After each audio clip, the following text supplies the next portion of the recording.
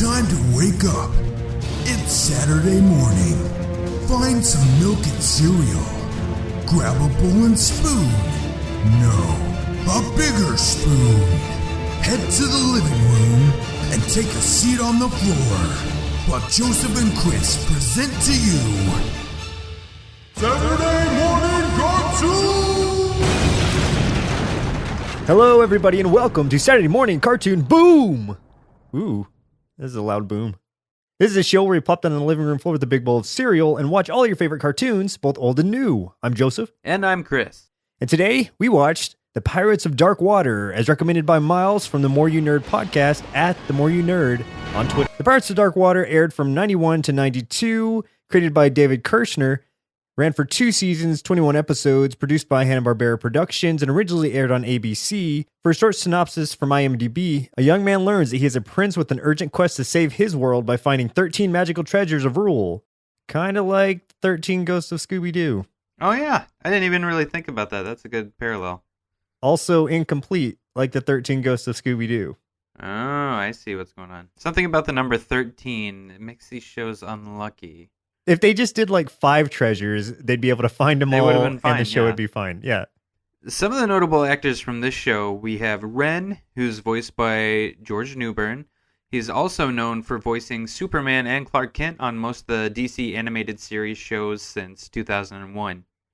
Ayaz is voiced by Hector Elizondo, who has also voiced some of the characters in the DC series, but he's mostly known for acting in television like Grey's Anatomy and the show Monk. Tula is voiced by Jodie Benson, who is well known for voice acting tons of Disney properties including Little Mermaid, Hercules, 101 Dalmatians, Toy Story, and Kingdom Hearts. We have Lord Bloth, voiced by Brock Peters.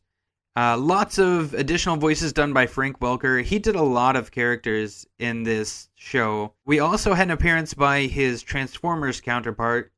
Mantis was voiced by Peter Cullen, and the character of Conk was voiced by Tim Curry. All of those 3 actors that we just mentioned, we have seen come up several times already in this show. So, very, very cool to keep seeing more and more of their work. Yeah, I mean, another tie back to Scooby-Doo, Frank Welker was also from Scooby-Doo. And Peter Cullen also appeared in one of those 13 Ghosts of Scooby-Doo episodes as well. Not one of the ones we watched, but he was in one. So it's kind of fun seeing Megatron and Optimus Prime pop up in all these other worlds. One more thing to mention is that even though this cartoon series was canceled, there is a couple of video games, I believe, and there's also a limited comic series based on Pirates of Dark Water. I haven't been able to get my hands on any, but I'm going to be looking for them anywhere I can because I enjoyed this cartoon and I want to see more of it. So if that's the only way I can do it, so be it. Actually, let me bring a few marshmallows out of this cereal bowl real quick and present a few interesting facts. Even though he's originally voiced by Roddy McDowell, Niddler's squawking sounds were done by Frank Welker. This is one of the few Saturday morning cartoons that actually shows 2 characters dying. We didn't see those episodes, but apparently this happens.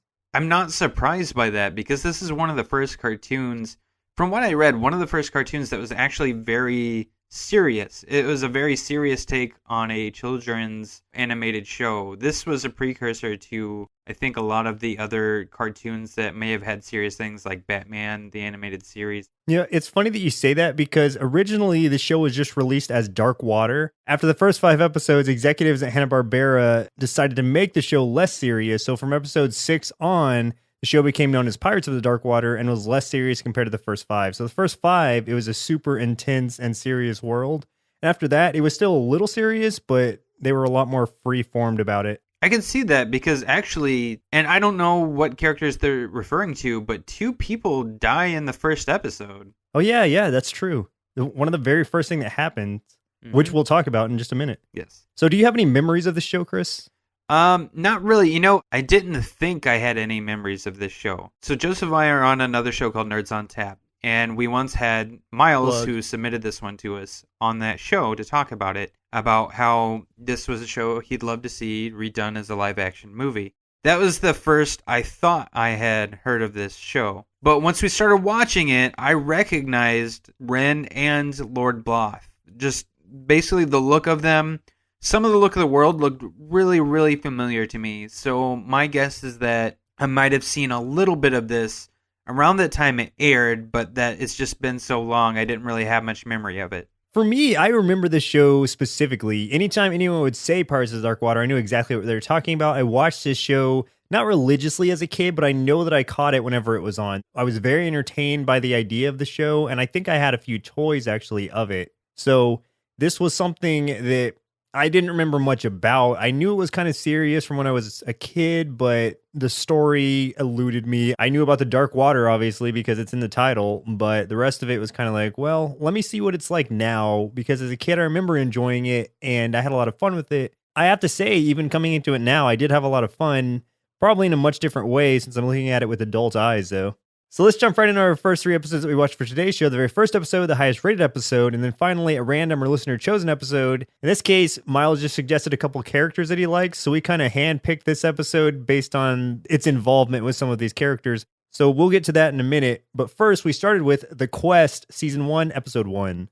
Okay, so basically we're going to just set the stage of the world and then what basically happens throughout this whole episode. So it starts out, this whole thing takes place on this world called Myr, and it looks like it's mostly water. There's lots of crazy creatures and stuff like that. Dragons, leviathans under the water. And right now you are also introduced to the kingdom of Octopon. There is what is referred to as dark water leaking basically from the core of this planet into the water of Myr and into Octopon, and it's kind of corrupting everything basically. That's just kind of setting the stage for the events that are about to happen. So we're introduced to Ren, who lives in a lighthouse with this woman that's raised him, and he spots an old man in a capsizing boat that's crashing against the rocks. So Ren goes out and saves him. This man starts talking about Ren's destiny and kind of passes some sort of magic to him. Tells him to seek out somebody named Alamar. Once he goes back to the lighthouse keeper, she explains that she's been raising him and that the old man was actually his father, who was the former king of Octopon named Primus. She gives him a broken blade. It's part of a sword that used to belong to his father, and then tells him where to find Alamar.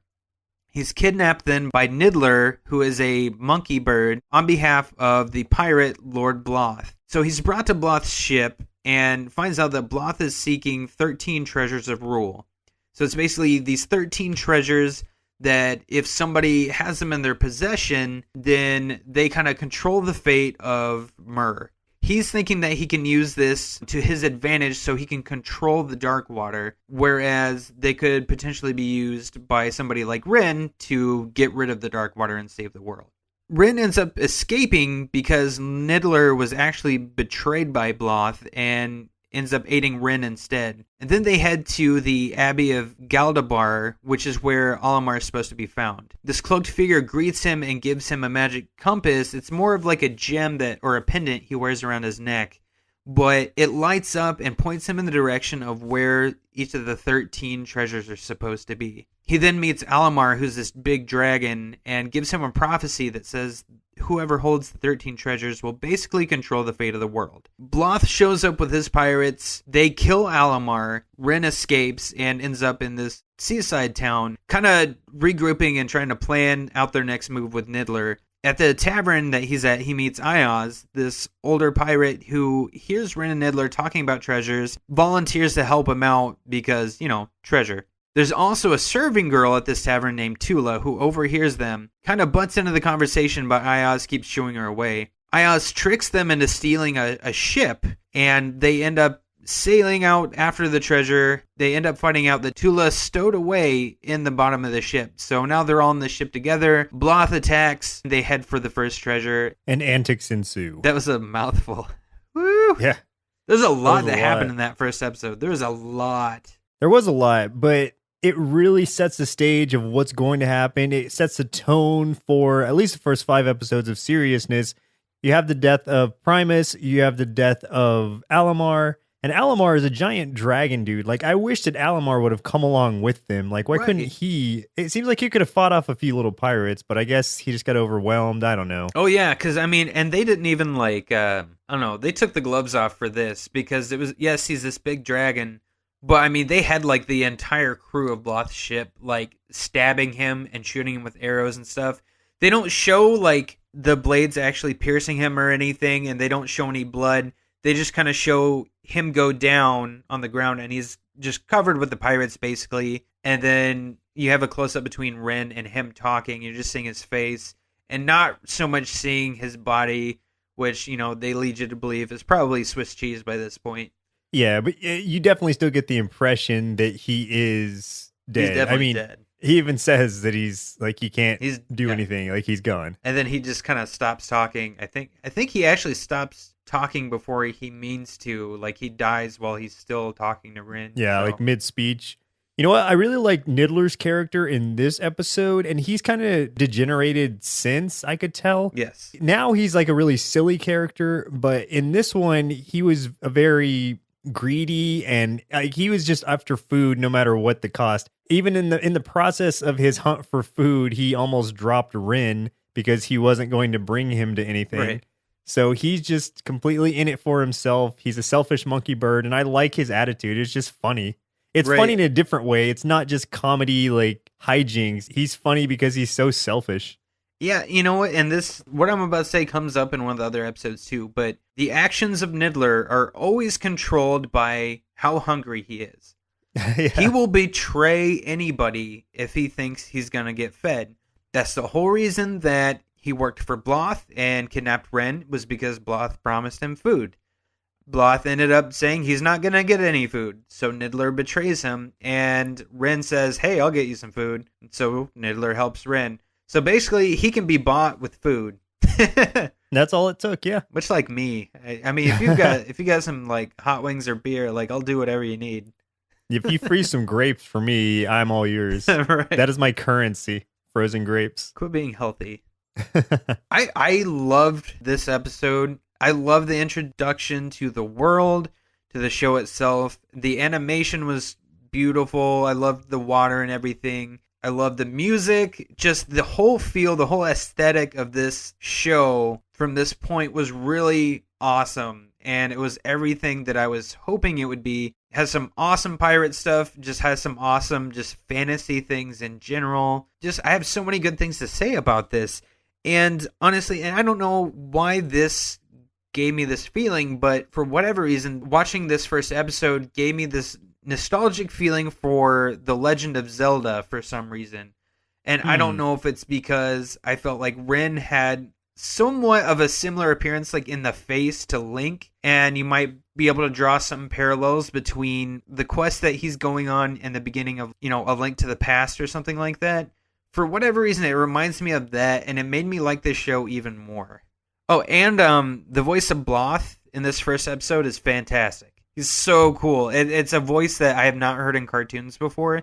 Like a really deep, somewhat Cajun, pirate-ish kind of accent. Like it's the voice that I would associate with like a guy practicing voodoo or black magic in Louisiana. Like that kind of voice. And I love it. Yeah, totally. And he also, like, this is an alien world, so they have, the reason I think they did that is because they have a lot of freedom to do whatever they want with it. They can create all these different species, they can make whatever languages they want or whatever speech styles they want. They have these certain sayings that are kind of pirate-like, but also kind of alien-like. Twist my soul is Bloss saying. That sounds good, too, when he says it. As the Cajun black magic dude that he is. He's essentially like a voodoo pirate is what he sounds like. And Ayaz, his thing that he says all the time is Chungalunga. Yeah, all the time, yeah. Ayaz is supposed to be like kind of Hispanic or something, like the way he talks.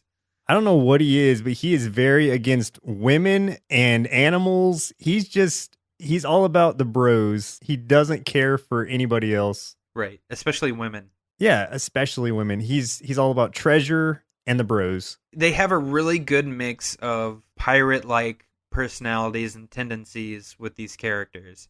They did a really, really good job writing the characters themselves. Yeah, these characters are all very individual. They're not just like copies of each other. They all have their own personalities and they all really stand out. The end of this episode, I'll just say a quote that I really liked was a good way to close the episode and set the stage for what was going to happen. Tula says east for adventure. Ayaz says for treasure. Rin says for Octopon, and then, as we know, Niddler said, for crying out loud, when are we going to eat? Oh, so, yeah.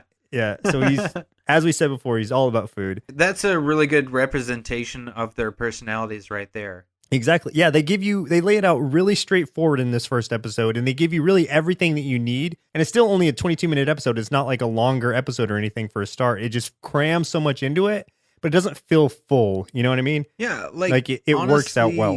I mean, with the amount of things they put into it, I can understand why Miles wants to see this as a live action movie, because it is prime for that. Like the story and everything they did would work. This first episode alone could easily work. Like, this story could be written out with more detail and made a movie. Absolutely. I could see it. I see where he's coming from.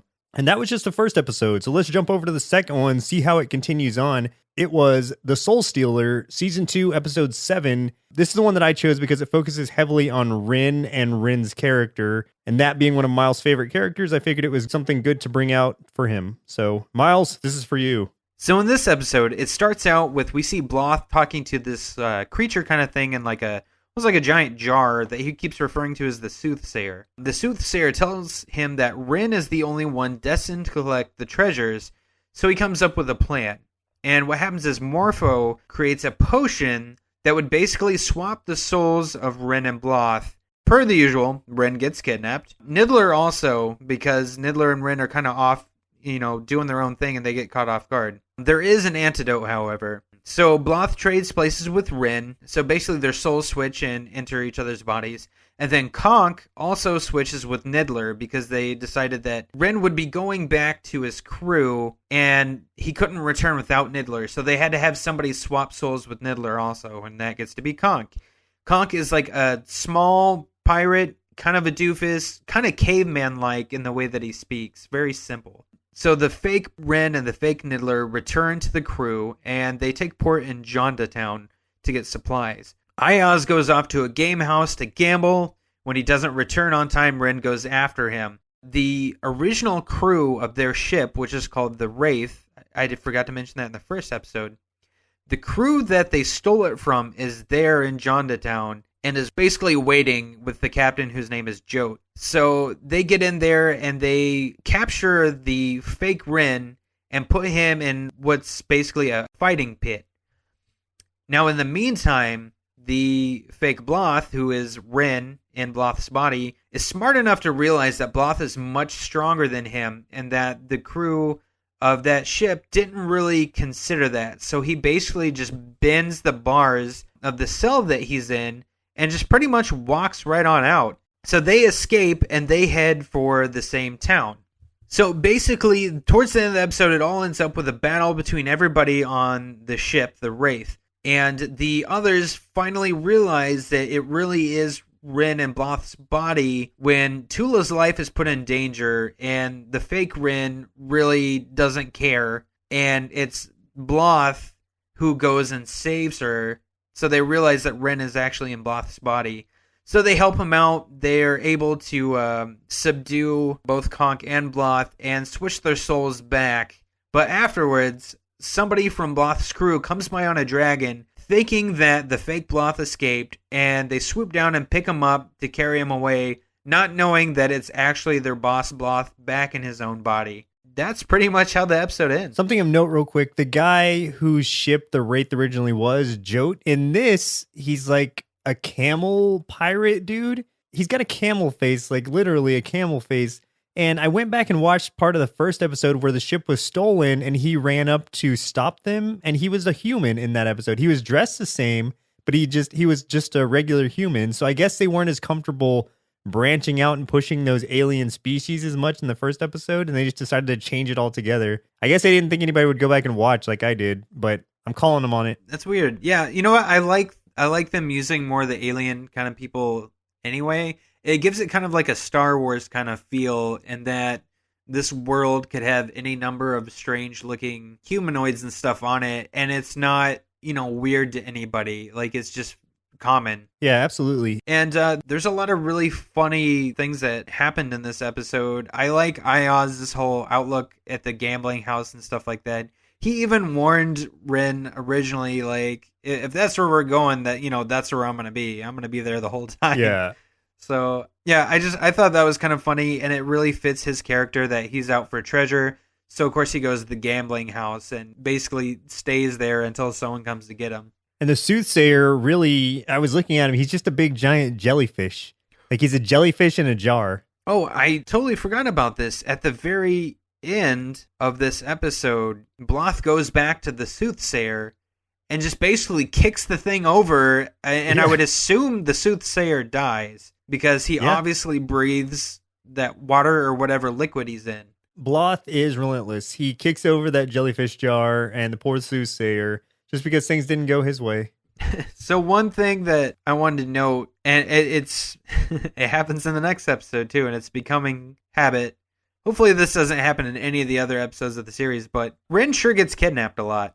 Like he gets kidnapped like 3 times in the 3 episodes that we watched. It's like every episode he's kidnapped or held captive, which is I think is weird because unlike a lot of shows from the era, Ren seems to be a very capable leader. Like I think back to animated shows like if you look at like X-Men from that time, you had Cyclops. Mm-hmm. Cyclops definitely like everybody's least favorite from that cartoon because being the leader was pretty much Cyclops' only job, and he was not very good. He lost crew. This happened in a lot of TV shows from that era. The leader was usually maybe not the best at what they're doing. But here, I feel like Ren is much more capable in this show than that usual stereotype. But somehow he still keeps getting kidnapped. I don't get it. He gets kidnapped a lot because he is the high priority. He is the son of Primus. He is the one who can. He's really the one who, if the crew was left without him, they wouldn't be able to save Myrrh. So obviously he's the target. It just seems weird to me that he's gotten himself caught this many times. Because I feel like he's much smarter and much more savvy than that, but apparently he's not. He's like the princess of this show. They have to go rescue him. Essentially, he is a prince because his father was the king. He just didn't know he was a prince. But Ren is actually a pretty clever character. This episode did prove that in that he realized that being put in Bloth's body, he would be much stronger than everyone really gave credit to or like thought about. So he used that to his advantage to escape, to surprise everybody. It was pretty smart on his part, and he knew like the right things to say to get his crew's attention, things like that. So yeah, I like Ren as a main character more than I like the like main characters or leader stereotypes in other cartoons from this time. I guess you're right. I like Leonardo though, and he's the leader of the Ninja Turtles. But I guess what do you expect from a leader who has to lead all these different personalities? What sucks is, though, when things happen to the team, it's all going to fall on the leader. Like, it's his fault because he's in charge. It was supposed to be him to keep everybody safe, and that's not fair. That's not fair. So I'm siding with Leonardo. I'm siding with Cyclops. I'm siding with Rin. I'm all about the leaders. Actually, another thing to point about this episode is Ayaz. This is another example of, really every episode we get an example of him hating women, specifically Tula, because he's like, only Rin would be foolish enough to risk his life to save this woman. Oh, that's right. He does not think much of Tula whatsoever. No. I mean, he doesn't think much of women in general, but especially Tula. She's a stowaway. She is a bar maiden. You'd think he would like that. You would think so. I would have expected him to be more like the Gambit character, like a rogue. But he's a charming rogue. But instead, he's just like, oh, bah, I hate women. Maybe he's just not telling us something. Yeah, he's all about the bros. Well, that's a good spot to move over to our last episode that we watched. This is the highest rated episode, actually, The Living Treasure, Season 2, Episode 8, which coincidentally is also the final episode of the series before it got cut off. So here we go. Last episode, but it doesn't necessarily wrap things up. Yeah, it doesn't wrap things up at all. So this is the premise. This is what happens in this episode. Some shenanigans go on. I'm not going to get into that because it wasn't really pertinent to the story. But eventually, the crew of the Wraith, so Ren, Ayaz, Tula, everybody, they arrive on an island seeking the next treasure because they're being pointed by the compass. This island happens to be controlled by a queendom of Amazons. Which was awesome. Per the usual, they get captured. Ren and Ayaz specifically are captured. And Tula actually convinces the Amazons to let her join the tribe.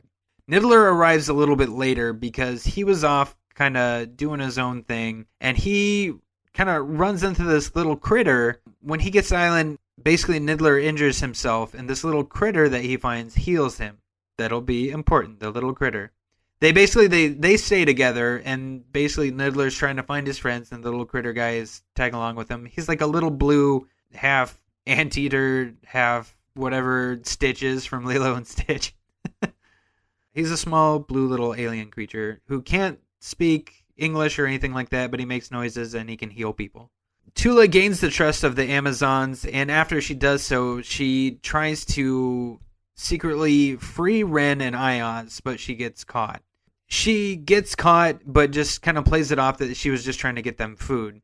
So the Amazons say, okay, well, if that's the case, we're going to let you and these guys fight to the death. So Tula and Ren are supposed to fight to the death. In the meanwhile, Tula had already found Niddler and had a conversation with him, so they have a plan going.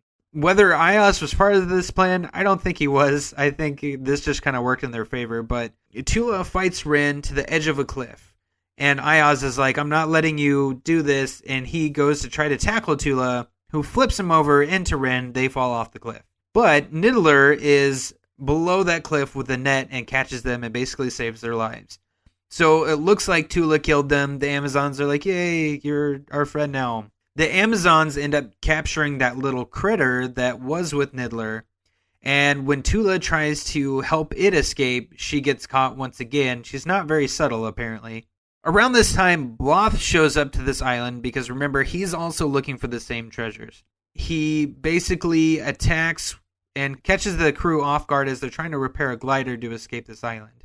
But when that happens, they actually run into the Amazons. So basically, Bloth's crew and the Amazons are duking it out while the crew of the Wraith, including Ren and all of them, grab the little critter, which they discover is actually the treasure. He's just a living treasure. They nab him and escape the island. That is the end of the show and end of the series. Yes. Very sad. This episode ended with 5 treasures left to find. So it wasn't like Scooby-Doo where it was like 2 or 3 left or whatever it was. This one still had 5 treasures left out of 13. So this was very prematurely cut off. And this wasn't even like a soft outro. This was, yay, things are good. We've got a treasure. We're going to continue. And they even, at the end of the episode, they even get together like they're friends, where Ayaz finally accepts Tula and he's like, I don't mind crewing with you at this point. Right. So finally, when that happens, it's like, well, too late because the show's done. Yeah, now it's done and forget it. Yeah, it sucks because, like you said, like there was a lot of, like things were starting to ramp up a little bit. The relationships of the crew, and they find this little critters who I imagine would have stuck with them through the rest of the series since it's one of the treasures. And it heals things, which is cool, and it repels dark water, which is also cool. Yeah, they actually showed him, he jumped in the water and was actually able to repel some of the dark water that was creeping up from the Earth's core, or from the planet's core. I imagine that this little guy was going to be a big part of the story, so it's like right when he's introduced, bam, it's over, it's sad. One thing to know is that the Queen of the Amazons and a couple of the Amazons themselves were voiced by Tress MacNeille, who is a very famous voice actress and appears in a lot of stuff, especially anything like Simpsons or Futurama related. If you've watched those shows, you've heard her voice. There were also giant blue and pink lobster slugs in this episode. That there were. We got introduced to a lot of new like creatures and stuff this time. For me, this episode was not... This surprised me. This is the highest rated because I think this episode wasn't as good as the others. In fact, like the whole like first third of this episode actually had nothing to do with the events that were going to happen in the rest of it. Like the first part was all just... I don't know. It was just kind of like they're going through their day. A couple random things happen here and there. I guess it's nothing of consequence. It's nothing that has any weight to it. So I feel like, to me, I got a little bored at the beginning because it really wasn't affecting anything until they actually got to the island. Niddler does get distracted by food again. This time like a boat full of melons. Yeah, that's right. He was actually on someone else's boat eating their food. Yeah. That's basically how he was separated from the crew when they arrived at the island and he got there later. Aside from that, though, but they took, this is a 22-minute episode and they took 8 minutes to get through that setup. So, I don't know. I guess I enjoyed this episode, though, because I liked the whole Amazon island with Tula having to make those decisions and be deceptive about it, but also what's she going to do now that she has to face off against Rin in a battle to the death? How's she going to play that off? And I like the way they did that. I like the way that it worked out. I did like that. It gave Tula a lot more emphasis in this episode, which was kind of nice because she is a very interesting character. And we haven't gotten to see a lot of her in the other episodes that we watched. Yeah, which is unfortunate because she's a geomancer too, and we really don't get to see any of that in the episodes that we watched. Right, we didn't see any of that in what we watched. One thing I did want to note too is that this episode did have a lot of inconsistencies with the animation. There were some little moments here and there where you would hear a character talking, but their mouth isn't moving. It might be wide open, but I mean, they're like saying full-on sentences and stuff. Animation in some of the fight scenes were a little jumpy. Actually, the fight scenes towards the beginning of the episode weren't done very well, especially when they first meet the Amazons. But the fight scene once we get to where Tula's fighting against Rin was much better. So I'm not sure what happened in those first couple fights. Yeah, they're probably just because budget was low, they were giving up, and they're like, well, I don't even know if we're going to be able to continue after this. Yeah, so it's like detail isn't the primary thing here. Just get it done. And like you said before about Niddler, he starts out strong and he just kind of goes downhill. He becomes more of the joke. He basically becomes what a lot of shows from this time suffered from, which is what I call the Snarf syndrome, is a creature that's used as a comic relief sidekick. So you think of Snarf, you think of like Slimer with the Ghostbusters. Niddler started out not that kind of character and devolved into that kind of character, which sucked because he started so strong. He was his own entity, and then he did devolve into, as you said, a joke character. He was the Snarf of this show. He was the Slimer of this show. So it's unfortunate because I think he had a lot of potential. Within that first episode, I was really intrigued. I was excited to see what happened with his character. I know there's an episode called King Niddler somewhere down the line. Oh, nice. So I'm curious to watch that episode, actually. Well, Chris, I think it's time we rescue our inner kids from the clutches of the dark water and see what they thought of the show. All right, let me grab my inner kid here and get him out. This cartoon was really cool because pirates, but I didn't see Jack Sparrow, but that's okay because my friend said that franchise is overrated. But it looks so cool and the music was good, and I like all the creatures, and it makes me want to play Legends of Zelda. But I started to get a little bored in the last episode, but I do wish this cartoon went on longer, and I want to see it like a movie. And I said 4 bowls of cereal with treasure marshmallows out of 5. Joseph, did you see the monkey bird? Yeah, Chris, I saw it. Anyway, The Pirates of Dark Water is a tale of heroic companionship, a union of individuals from very different walks of life in pursuit of a common goal. I very much enjoyed that aspect of it, tied together with the adventures at sea, all the while being pursued by some sort of all-consuming dark water on an alien planet. Although the story isn't all that complex, there's a lot to love about this show. All that said, I would give this show 4 cereal bowls out of 5. Come for the monkey birds, stay for the melons. Great job, kids. I'd let you be part of my crew. I'm not sure if little me just made an innuendo or if he's just a big fan of tropical fruit. I think the tropical fruit. I'm going to stick with that. Well, Chris, do you have any final thoughts on this show as an adult? You know what? Like I was saying, I really enjoyed the premise. I enjoyed the characters. I love the look. I love the sound of the show. There's some parts of it I don't think they handled as well as they could have. Otherwise, I would have given them 5 out of 5. But that said, I agree with Miles from The More You Nerd completely in that this should be made into a movie. It would be a great franchise. I'm thinking Avatar meets Star Wars meets Pirates of the Caribbean. You think of it in those terms, a really high fantasy pirate movie. It would be awesome. I would love to see that. Absolutely. I agree with you there. I think it was a very entertaining show and something I understand why I liked it as a kid. And there are portions of it that I like now, even though it became a little hollow after those first 5 serious episodes. I think even looking back at that, the idea was there.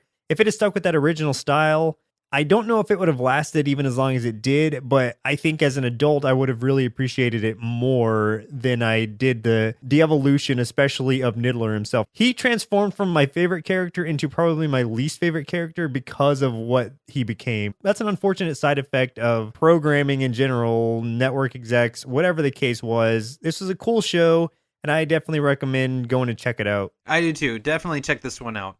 Well, listeners, it looks like our milk supply has now run dry. So it's time for us to say goodbye. And next week, we'll be watching Metalocalypse. Suggested via Twitter by @panic_moon42. Once again, I'm Joseph. And I'm Chris. And we'll see you next Saturday. Thanks everyone for listening. If you like what you heard, please give us a 5-star rating on iTunes. Definitely reach out and let us know what cartoon you'd like us to cover, along with some of your favorite episodes so we can feature them on our show. You can make a request, see the current request list, or speak with the show host by visiting the Cartoon Boom subreddit. You can also connect with our network by visiting nerdsloth.com or searching for Nerdsloth on Facebook, Instagram, Twitter, and YouTube. See you next Saturday.